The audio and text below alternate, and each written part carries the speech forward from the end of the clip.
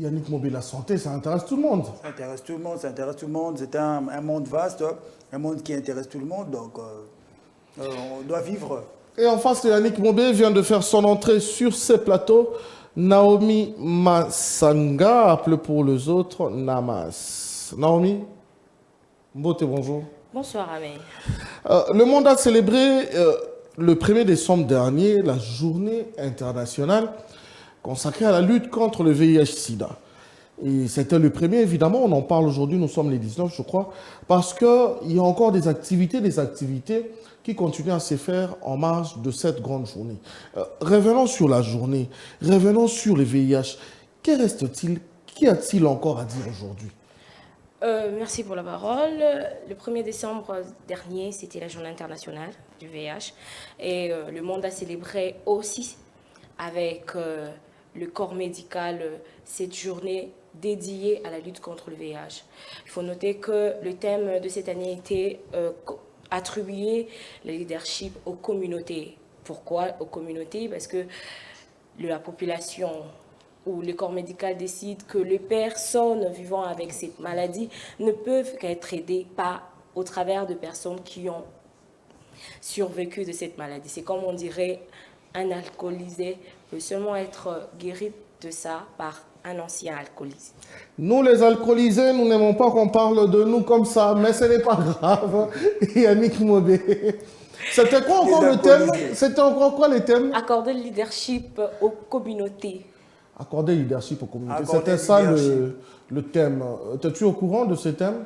Non, franchement, j'ai pas été accro au monde scientifique, mais je pense que c'est une avancée dans le monde scientifique.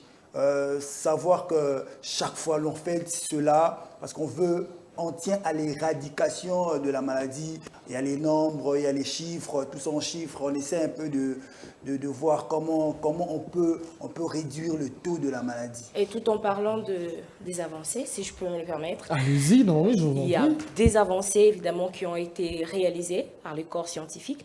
Il y a des traitements maintenant qu'on soumet aux malades pour leur permettre soit d'estomper les effets néfastes de virus dans leur corps, mais aussi de permettre à ce que ces personnes mènent une vie normale. D'où l'interview que l'on a fait, un médecin nous a presque dit qu'il était possible de vivre avec cette maladie sans pour autant mourir. Moi, je veux en parler autrement dans le Massanga. Je dis et je répète, aujourd'hui, les sida ne tuent plus. Oui. Très chers téléspectateurs, les sida ne tuent plus. Ça veut simplement dire qu'aujourd'hui, l'on ne peut pas savoir, très cher Yannick, que l'on souffre du sida ou du VIH et en mourir.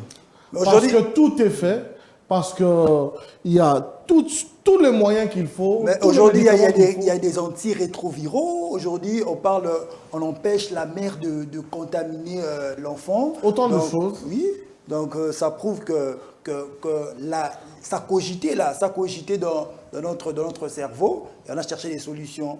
Ouais. Et Naomi, dites-nous un peu, vous êtes allé voir quel médecin et c'était où et ça c'est... C'est le docteur Ossam.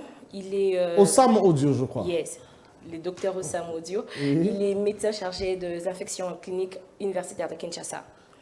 Et il vous a accordé une interview que nous découvrons ensemble. Actuellement, il y a beaucoup de progrès qui ont été faits sur le VIH. Aujourd'hui, on ne peut plus mourir du VIH. Les gens vivent une vie normale, une longue vie, ils ne maigrissent pas, ils ne tombent pas malades, ils ne sont pas hospitalisés, ils vivent une vie tout à fait normale.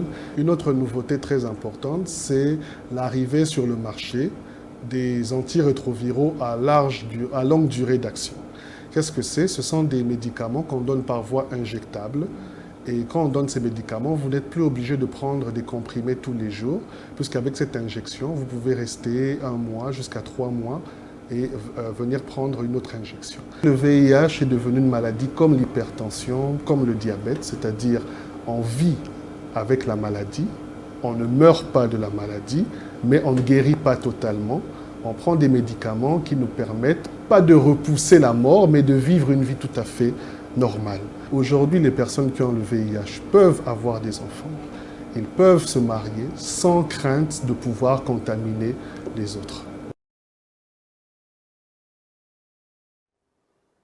Voilà, nous avons suivi là le docteur Osam Odio qui est revenu sur ce qu'on a dit tantôt. Donc je disais, les sida ne tuent plus en 2023. Les sida ne tuent plus parce qu'il y a tout un arsenal de produits que l'on peut prendre pour se faire traiter, mais aussi en cadre de prévention, Naomi, n'est-ce pas? Oui, oui. En cadre de prévention.